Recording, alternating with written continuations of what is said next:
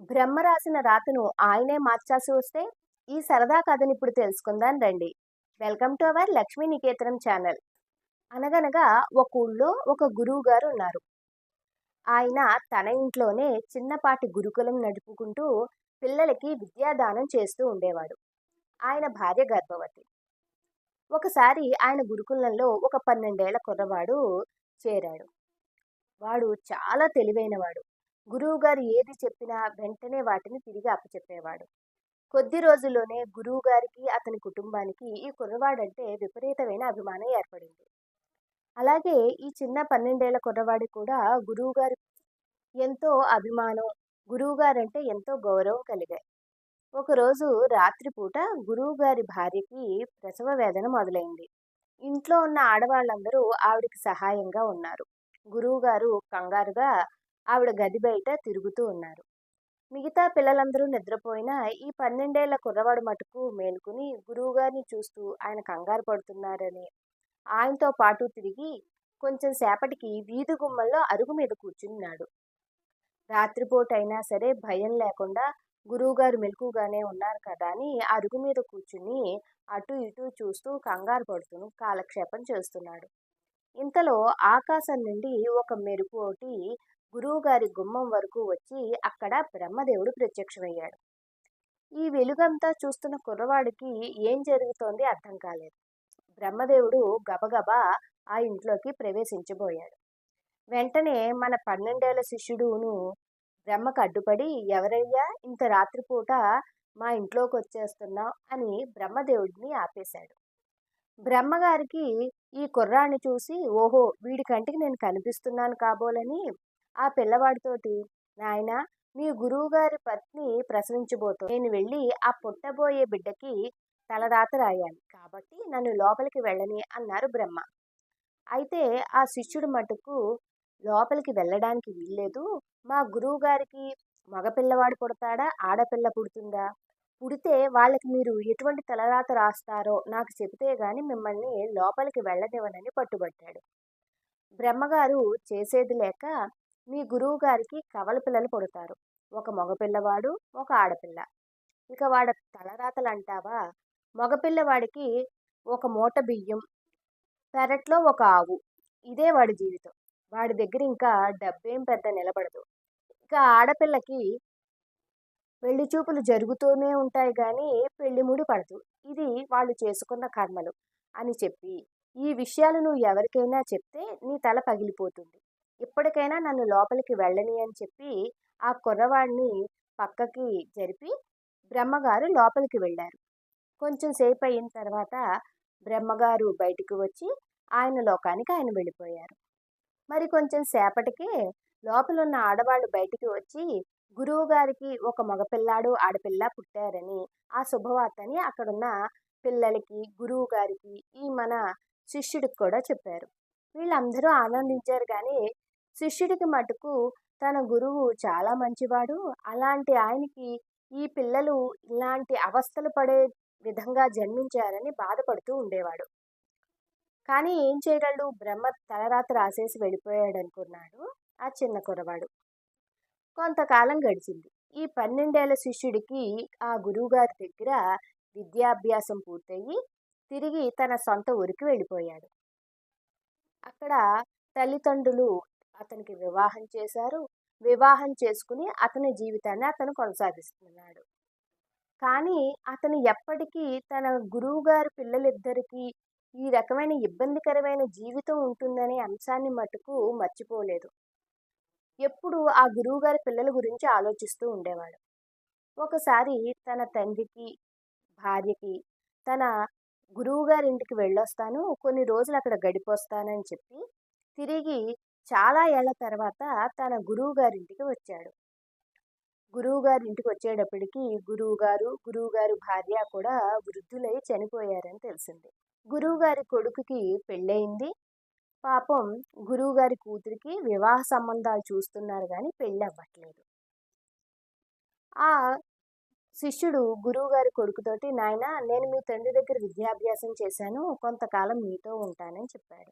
దానికాయన, ఏముందని మాతో ఉంటావు నాయనా, మాకే ఒక మూట బియ్యం ఉంటుంది, అది అయిపోగానే ఎలాగో మరొక మూట నేను సంపాదించుకోగలుగుతున్నాను.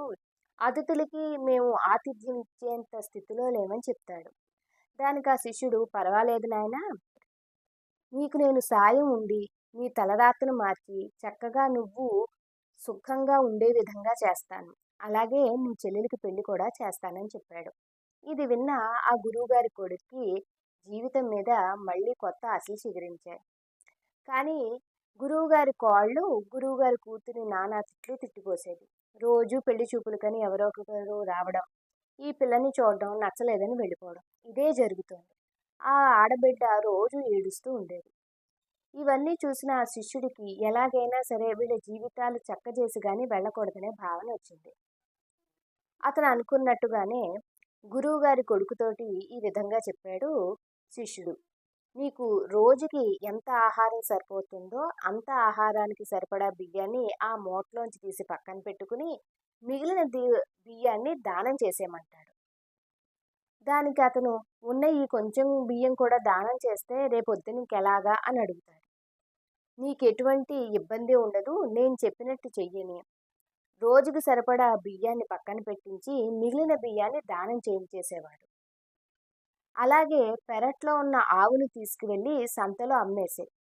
ఎంతొస్తే అంత అమ్మేసి ఆ డబ్బులు తెచ్చుకోమని చెప్తాడు." సరే, ఆ శిష్యుడు చెప్పిన విధంగానే గురువుగారి కొడుకు ఆ రోజుకి సరిపడా బియ్యాన్ని తన దగ్గర ఎట్టు పెట్టుకుని మిగిలిన బియ్యాన్ని దానం చేసేసేవాడు. అలాగే పెరట్లో ఉన్న ఆవుని సంతలో అమ్మేసొచ్చాడు.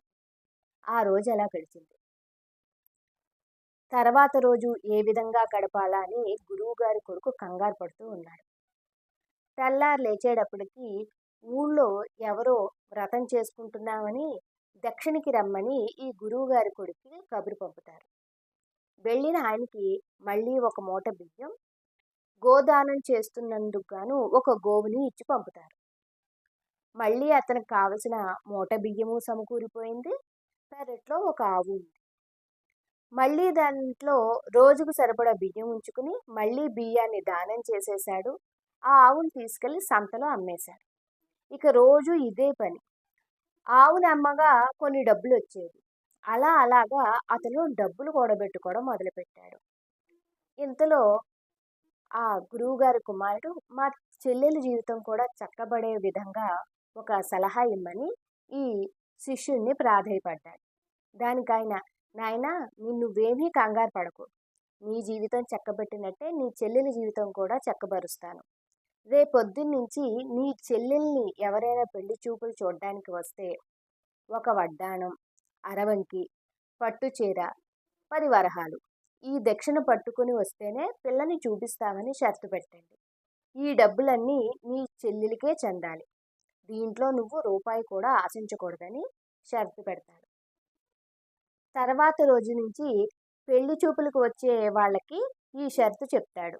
మా చెల్లెల్ని చూపించాలంటే మీరొక పట్టు చీర, 10 వరహాలు, ఒక వడ్డాణం, ఒక అరవంకి ఇవి తీసుకువస్తేనే పిల్లని చూపిస్తాను. లేదా మీరు వెళ్ళిపోండి అని చెప్పారు. మొదట 4-5 రోజులు ఎవ్వరూ పెళ్లి చూపులకి రాలేదు.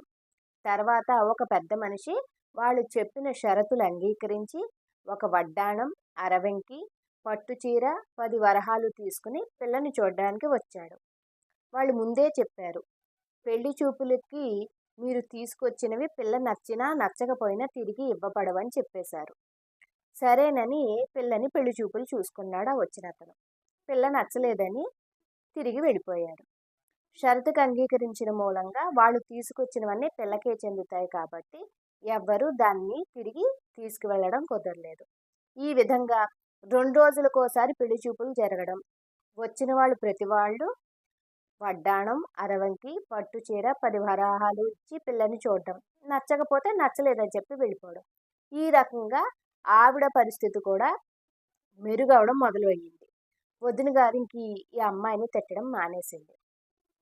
కాకపోతే పెళ్ళైతే జరగట్లేదు.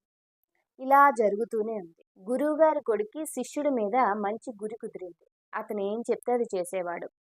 ఒకరోజు సాయంత్రం అతనితోటి ఇలా మాట్లాడటం మొదలుపెట్టాడు. "మా తండ్రి దగ్గర చాలామంది చదువుకుని వెళ్ళారు. ఎవ్వరూ మా కష్టాలని తీర్చింది లేదు. తిరిగి ఇంటికి వచ్చింది లేదు. మీరే వచ్చి మా కష్టాల నుండి మమ్మల్ని గట్టెక్కించారు. ఎలాగైనా మా చెల్లికి కళ్యాణం జరిపించండి అని అడిగాడు. దానికి ఆ శిష్యుడు, మా గురువుగారంటే నాకు చాలా అభిమానం. ఆయన పిల్లలు కష్టాల్లో ఉన్నారంటే నేను ఎలా వదిలేయగలను? ఇప్పటికే 2 నెలలైంది నేను నా కుటుంబాన్ని వదిలొచ్చి. నేనొక్కసారి మా ఊరు వెళ్ళి తిరిగి వస్తాను. మీ చెల్లెలికి పెళ్లి చేసే బాధ్యత నాది. కంగారు పడకండి. ఉదయమే తెల్లవారుజామునే నేను మా ఊరు ప్రయాణమై వెళ్తానని చెప్పాడు. దానికి గురువుగారి కొడుకు సరే అన్నాడు. తెల్లవారుజామునే చీకటితోనే శిష్యుడు తన ఊరు ప్రయాణమయ్యాడు. నడుచుకుంటూ వెళ్తున్న శిష్యుడికి తెల్లవారుజామున మసక చీకట్లో మళ్ళీ ఆకాశం నుండి ఒక వెలుగు భూమి మీదకి రావడం కనబడింది. ఆ వెలుగులోంచి బ్రహ్మదేవుడు వస్తూ ఒక చేతిలో ఒక మూట బియ్యం, ఒక ఆవు, మరొక చేతిలో ఒక డబ్బుల సంచి మూట ఒకటి పట్టుకుని వస్తున్నాడు. శిష్యుడికి జరుగుతున్నది అర్థమైంది. అతను నేరుగా బ్రహ్మదేవుడికి ఎదురు వెళ్ళి నమస్కారం చేశాడు. స్వామి, నేనైనా సహాయం చేయనా అని ప్రశ్నిస్తాడు. దానికి బ్రహ్మదేవుడు, నేను రాసిన రాతిని తెలివిగా ఆచరించేలా చేస్తున్నావు. ఇప్పుడు నీ గురువుగారి కొడుకుకు కావలసిన మూట బియ్యాన్ని, ఆవుని రోజు నేనే ఏర్పాటు చేస్తున్నా. అలాగే ఆయన కూతురికి రోజు పెళ్లి చూపులు జరగడానికి నువ్వు పెట్టిన షరతుకు కావలసిన ధనాన్ని నేనే సమకూరుస్తున్నా. నేను రాసిన రాతనే తెలివిగా అమలు పరుస్తున్నావు అని చెప్పాడు. దానికి శిష్యుడు, స్వామి, నా గురువుగారంటే నాకు ఎక్కడ లేని భక్తి గౌరవం. ఆయన పిల్లలు కష్టపడ్డం నేను చూడలేను. దయచేసి మీరే వాళ్ళ రాతల్లో కొంచెం మార్పు చేయండి అని ప్రార్థించాడు బ్రహ్మని. బ్రహ్మగారు నవ్వుతూ, నేను రాసిన తలరాతని నా చేతే మార్పిస్తున్నావు. ఇకపైన నీ గురువుగారి పిల్లలకి ఎటువంటి ఇబ్బందులు ఉండవు. కొడుకుకి ఆర్థిక ఇబ్బందులు, కష్టాలు తప్పుతాయి. కూతురికి మంచి సంబంధం నిశ్చయమై పెళ్లి జరుగుతుందని ఆశీర్వదించి తిరిగి ఆయన లోకానికి వెళ్ళిపోతాడు. శిష్యుడు తన గురువు గారికి గురుదక్షిణగా ఈ చిన్నపాటి ఉపకారం చేశాననే సంతోషంతో తిరిగి తన ఊరికి వెళ్ళిపోతాడు. విన్నారు కదండి, కథ కంచికి మనం ఇంటికి. ఇలాంటి ఆసక్తికరమైన సరదా కథలు వినాలనుకుంటే లక్ష్మీ నికేతనం ఛానల్ సబ్స్క్రైబ్ చేసుకోండి. లైక్ చేయండి, షేర్ చేయండి, కామెంట్ చేయండి.